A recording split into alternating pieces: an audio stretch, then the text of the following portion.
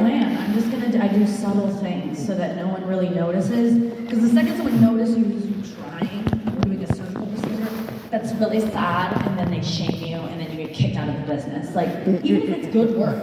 Like, think of someone like Jennifer Grey, who had a prominent nose for Ferris Bueller and Dirty Dancing. One of the biggest actresses of her time during that time, and then she got a nose job, and it was a good nose job. And everyone was so mad at her. Like, why did you change the thing that we were bullied you for? Like, that sucks. Yeah. Like, now baby can go in the corner because you can fit with your smaller nose. Yeah. Was her talent in her septum? I don't even understand. But this is what happens. If you're obvious about the work you have, people get really sad for you. And they're like, that's so sad. You're not who we thought you were. But if you do it subtly, no one notices. And you can get a nose job and you have to shave it off every couple of years, and then no one notices. And then you can have a career like Blake Lively. Like, that's what she's doing. And there's literally no shade because her nose can't make any anymore, but it used to cast I mean, she used to have a bigger nose. There's no doubt about it. You look at Traveling Pants, Blake Lively, when she first came on the scene. I remember it because I have a bigger nose, and I remember being like, yes, representation. I can fit in those jeans too, or, you know. I remember it, and now it's not there anymore, but she's just subtly done it, and no one ever is like, you had a nose job. They do anytime anyone has anything, they always call it out. And not that I think it should be called out, but why is she getting away with it? What do we think happened? Erosion? Like, I don't even understand. Oh yeah, just like the Egyptian Sphinx. She just, she filmed a movie in Cairo, and just the wind in the sand, just... This happens all the time because face work now is so imperceptible and so good that it'll be like an actress that's been on TV for like a decade, and then one day you have this moment where you're like, I didn't know she was a supermodel. Holy shit, like she's really gorgeous. Well, it's because she's had face work done, but to us we're like, well, I guess John Krasinski makes her laugh. I guess that's really just changed. She's just found happiness as a mother. Oh, she's just, then they lie. Oh, I've just been working on my gut biome. And it's like, I guess balancing your gut health removes eyelid skin. I didn't know that was a part of it. But they can't tell the truth. They have to lie. Oh, I dropped all this weight. I mean, honestly, it's from chasing around my kids. I can't keep up with them. My kids are my cardio. It's like, where did they run? A lipo clinic? Like, just finish. Oh my God. It's okay. It's just, I'm gonna do face stuff. It's like, but it's every part of your body starts to fucking fail you, you know?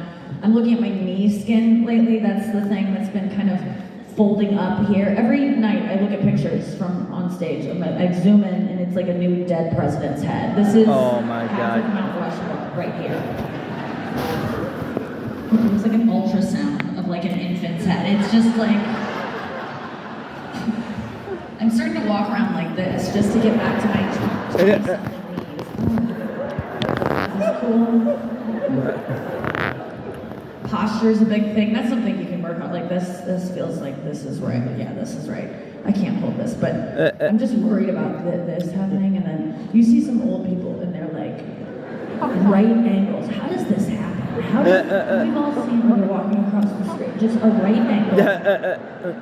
I'm perplexed by this phenomenon. Because how do you get, okay, so to be here, at one point you have to be here. How do you not get here and go, I should go talk to someone. I should go see a specialist for this. To here. Why are you holding this position enough for your spine to lock into place? What are old people doing? Banging on fax machines? I don't even understand, like, what?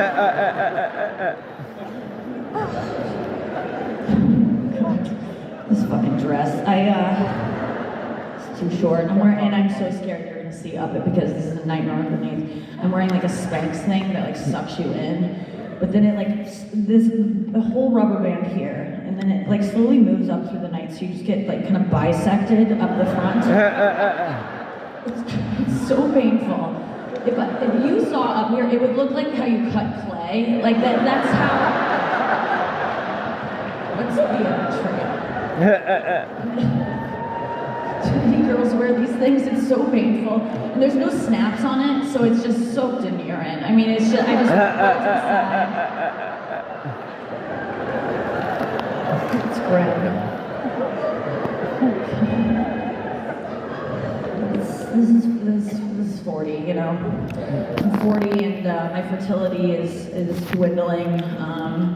You know, at this age, I could probably conceive, you know, but it would die in an hour or something, you know, like that's probably, don't be sad about my baby. I'm okay with it, but yeah, I just don't, I guess I've decided I'm not gonna be a mom. I guess it's done.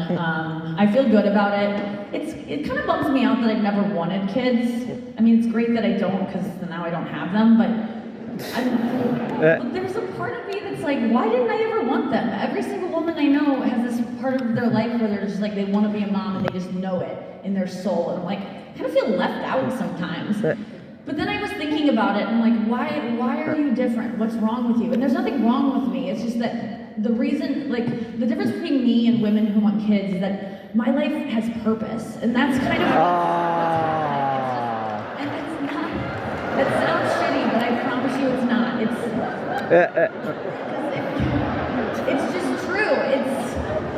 Kids give you a purpose. And so if you have a kid, you have the most purpose ever if you're a mom. No, you'll always top my purpose, forever and ever. You're responsible for a human life. You did it. But I'm saying before that, you did not.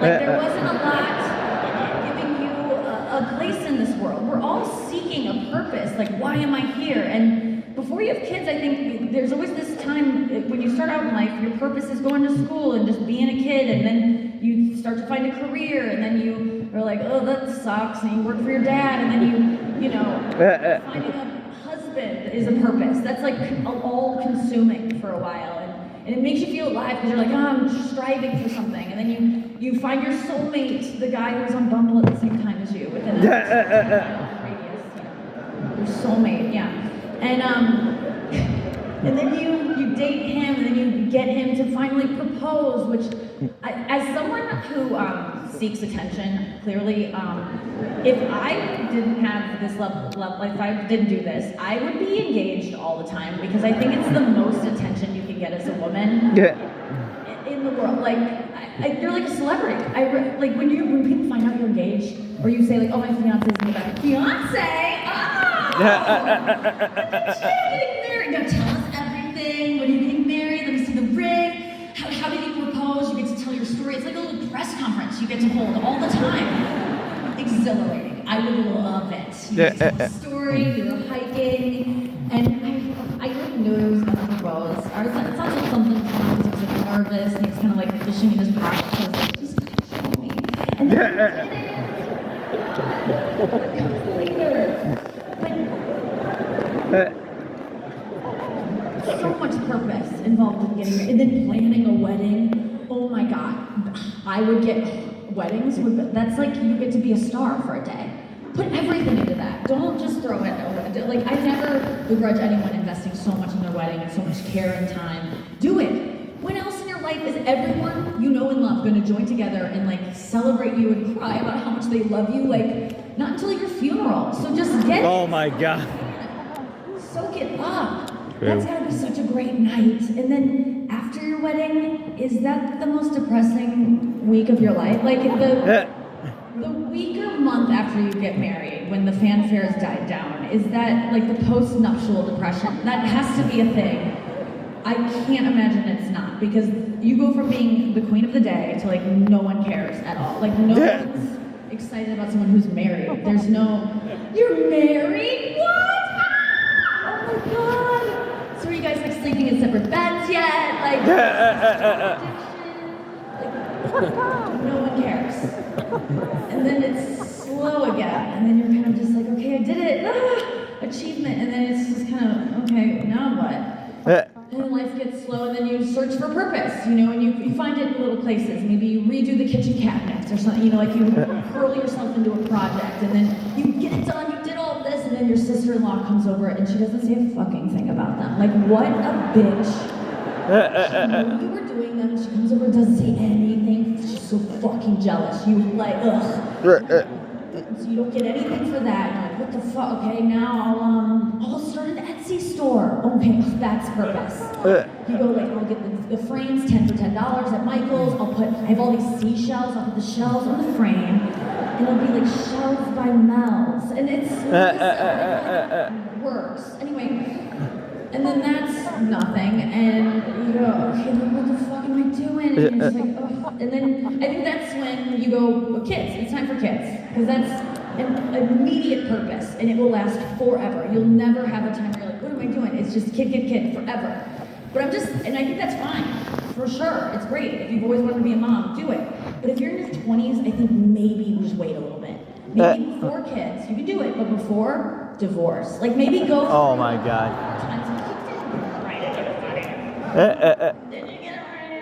I just can't imagine committing to anything forever in my 20s, but some people do, and it works out. They find their partner, and they're with them for 50 years, and it's very romantic when you see a couple that's been together that long. And then there's some stories where, like, you know, I remember my grandpa died at a youngish age, and my grandma, who had been with him since early 20s, was obviously so sad. But then afterwards, she started wearing like bootcut jeans and kind of like turquoise and got like a funky haircut, and was dating a guy named Rick. And she just had like a new sense of humor and got her driver's license. Like she was alive, and you're like, I had no idea Grandma was an asshole and really holding me back. That's amazing. Kids is just forever. I can't, that's the thing that I'm like, oh my God. I want to be able to weasel out of anything that I commit to. And as a mom, you just can't. As a dad, you know, you can ditch out if you want. We understand it. Like, we don't love it, but it's a thing, you know. The deadbeat dad, that's an American archetype. You know, we know this guy, right? Oh my God. Deadbeat mom, maybe one person you know has their mom left when they were young. Like maybe once in your life you've heard the story of someone being like, my mom left us when we were kids. And you're like, what the fuck, dude? That's insane. Your mom's a psychopath. Like that's nuts. But then you hear someone whose dad left when they were young, and you're just like, yeah, that sucks, man. But he probably just had a song in his heart. You know, he probably just... Florida was calling, you know? He wasn't done with Florida. It's romantic. There's songs about it. Being a dad, I mean, I don't want to be a mom, but I would be a dad tonight. Like, I can't imagine not wanting to be a dad. It seems great. You get the unconditional love, you feel the love, but you don't have to do as much. And and when you do something, we lose our goddamn minds. We fucking love it. Oh, when dads, like, especially girl dads, we're so horny for a dad who does something slightly feminine with his daughter. Like, there's like a TikTok where he's like dancing to Taylor Swift in a tutu. We're so wet for it. Yeah. Because there's something just so masculine about a man, like, risking looking gay for his daughter. It's like, oh, so brave, so hot.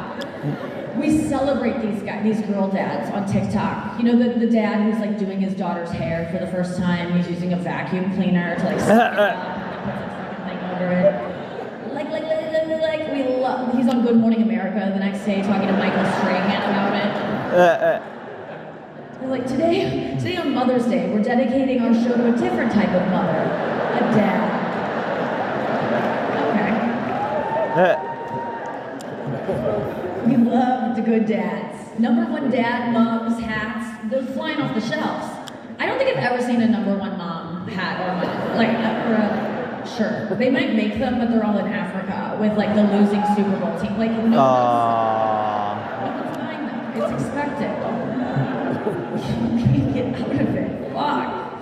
Because what if you don't like it? What if you just have kids and you're like, I fucking hate this? You can't do anything.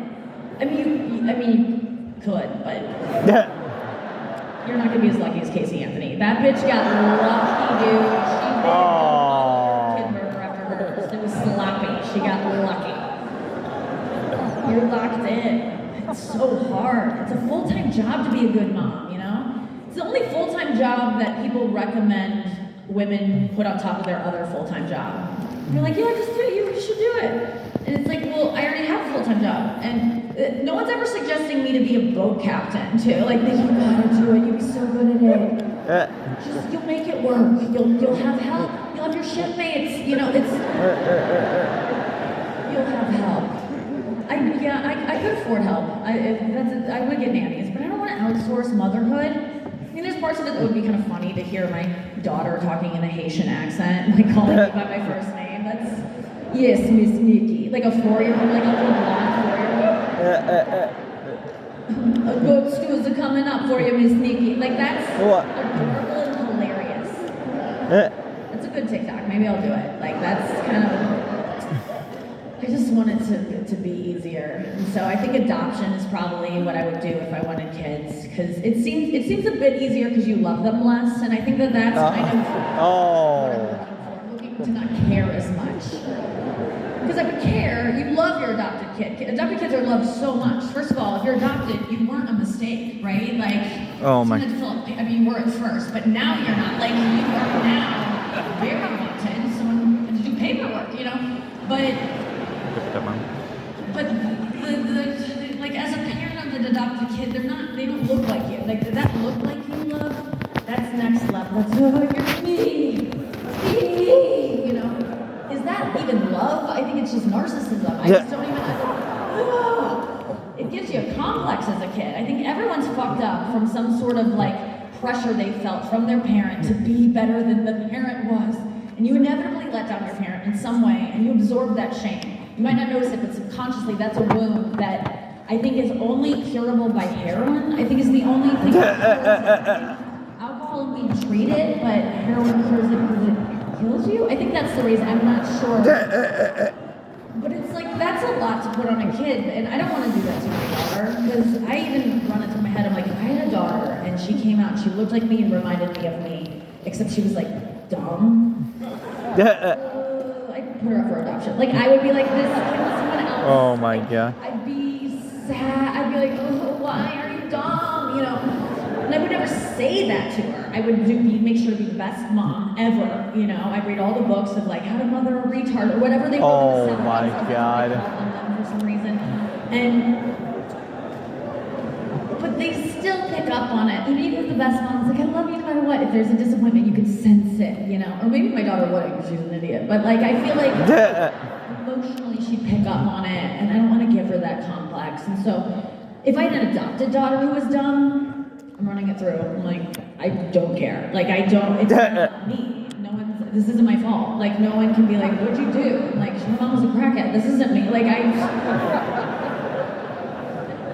ironically, if the dumber she is, the more of a hero I look, actually. Like, it behooves me that she be as dumb as possible. So it's like, I would just be cooler. I think the best parent is just one that accepts their kid as they are and loves them no matter what.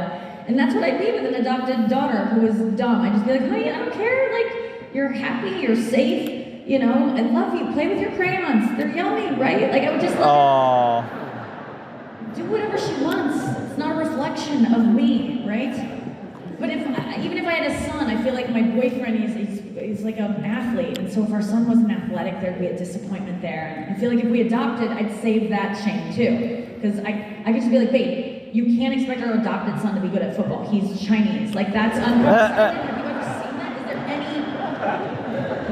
You can't be mad. I agree. If he doesn't get his math grades up, we return him, but I don't think that... I kept the receipt. Don't think I didn't, but... I'm an aunt, and I like being an aunt. I'm not a good aunt. Which would might get some blowback from my family, like, well, you haven't called in a while, checked in on the kids. I'm like, well, I didn't ask for this, you know, like, I'm not good at something I didn't ask to do, you know? Like, no one's ever been like, Nikki, you're a really bad traffic cop. But it's like, okay, yeah, I should be. I don't want to be, you know? I don't get it. I mean, I see them enough. I go visit my sister sometimes and stay at her house, and I was there not too long ago, and I was like, I'm gonna take a shower. And my nephew hears this, and he's like, I wanna take a shower with you, I wanna take a shower with you. He's 18. I mean, his he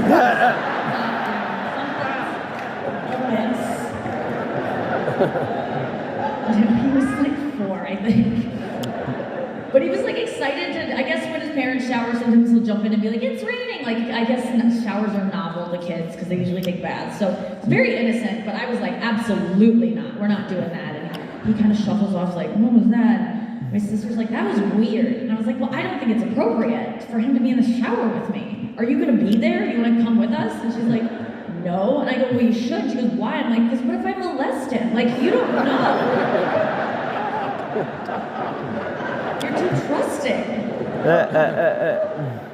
She's like, would you? And I'm like, no, but that's what I'd say if I wanted to. Like, I'm not gonna be like, yeah, you got me. I'm not an undercover cop. I don't have to cop to it, you know, like, I think, obviously I wouldn't molest him, but I'm like, why is she trusting me? Is she trusting other people? I was like scared for his safety. I'm like, I gotta freak her out so she doesn't do this with other aunts. I can't trust the other side of the family, right? So I was like, Lauren, I'm not gonna molest him, but like, you can't trust anyone around like your kid. And honestly, I don't even trust myself. Like, I am not a pedophile, but like, what if you get in there and that's how it happens where you're like, this is my thing? Like, what if that, like... Oh my God. I don't want to flirt with that. No. No one wants to want to fuck kids, so it just lands in your brain somehow. Oh my God. My brain. Think how many things you haven't been into, and then you get in there and you're like, this isn't, like, there's a time where I'm like, ugh, never. And then I'm like, actually, pickleball's kind of fun. Like, you know, there's... Oh my God. No. I don't trust my brain. My brain's fucked up, dude. Like, people think that they have control over the brain, so you don't. And I know that I don't because I have depression, and it's a disease that comes in and tells you horrible things about yourself, and sometimes tells me to kill myself. Like, I have suicidal depression, and it's related, I think, to my hormones, because the thoughts will come on about 2 days before my period, and they last for like 3 or 4 weeks after. So it's kind of like a whole cycle. But it's not situational. Like, my depression isn't dependent on what's going on in my life. I think some depression is not the kind I have, because my life used to be shitty, and I was depressed, and I guess it's because of that. But then my life got great, and I still have the thoughts. Like, it makes me scared, because my life couldn't be better. I'm successful in something I love to do. My friends and family want for nothing. I want for nothing. Like, and I want to kill myself. Like, I'm worried about you guys. Like, what's keeping you around? Because I'm rich. I want to kill myself. Like, oh God. It doesn't matter. It comes on, and you can't listen to it. Don't follow that thought, right? Like, if you have suicidal thoughts, you have a disease that can take you to the end, but don't let it. You gotta set up like nets underneath your Golden Gate Bridge, right? Because you gotta prevent it. I have that. So whenever I have thoughts, I'm so glad I'm not too vain, because whenever I want to kill myself, I always look around my room and I'm like, it's such a fucking, I gotta clean up before I kill myself. Like, I can't leave this. I'm having company over. There's gonna be paramedics, you know, the coroner. I can't have the coroner walking around in this mess. So, okay, before I kill myself, I gotta go get a Swiffer. I'd rather live. I guess I'll just keep living. I don't want to clean. Helpful, you know. Getting